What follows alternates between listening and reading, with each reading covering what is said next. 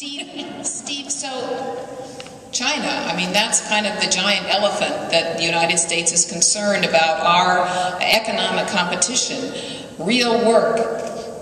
As a person who has navigated Washington, D.C. at the political level, at the agenda-setting level, does this resonate? I think it resonates in the sense that we here in Massachusetts, I think, have a role to play in helping to guide and shape the national debate and discussion. Let me stipulate one thing. We here in Massachusetts are pioneers. And we continue in each generation to demonstrate that pioneering spirit. Whether it's marriage equality at a particular time, and if you read Richard Florida's book called The Rise of the Creative Class, and you think about the societies that are going to be the winners in a 21st century innovation economy, it's societies that are open and accessible and tolerant of the way people live and behave, their sexual orientation, etc., that is going to define whom we attract and whom we retain as talent. But let's get specific about investment, because this is all about return on investment.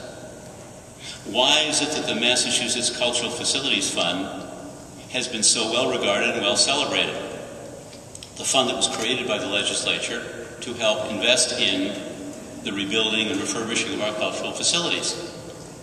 Think about what downtown theater renovation has meant from an economic standpoint to cities all over the United States. My wife Barbara, who couldn't be here this morning, she's vice chair of the Mass Cultural Council. She is a professor of theater arts and theater history. She's directing a show right now, which is why she's not here. So if there's any conversation I have around the Commonwealth that doesn't involve the arts, I'm in big trouble. But Barbara wrote an article many years ago about the New Victory Theater. Now, for those who know New York City, the New Victory Theater on 42nd Street was not one of the catalysts that revitalized 42nd Street, that whole area that was all about X-rated peep shows for many, many years. It was the catalyst. It's a children's theater, but it was the catalyst. Think about what we've done here. Think about if downtown Worcester is going to be rebuilt from from forces, it's the Hanover Theater that's going to be the catalyst for that. We know what Pittsfield has been because of the Colonial Theater.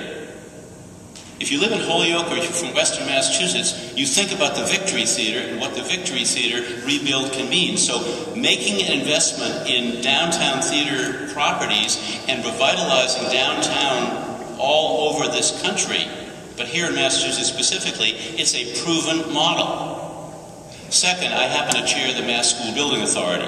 Mass School Building Authority was created by the legislature 8 years ago.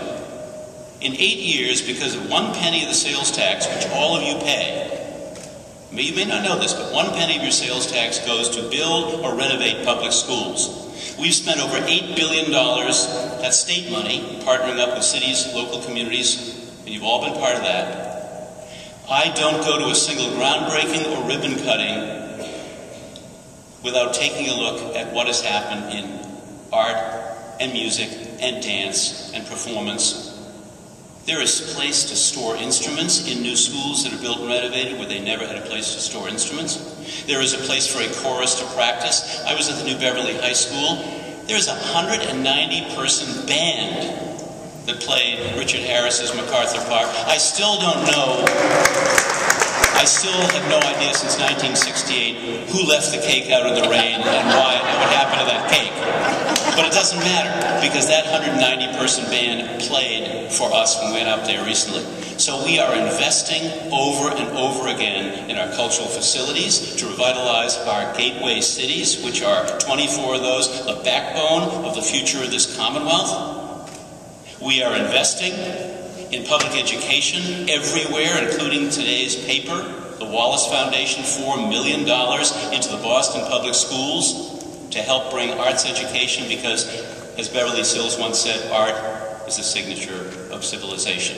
So these investments that we're making are proven winners, and if we can say to those colleagues of ours at the national level, we're making the investment, there's an enormous return on investment, then the arts as an economic driver becomes something that I think people will pay attention to in a way they may not have done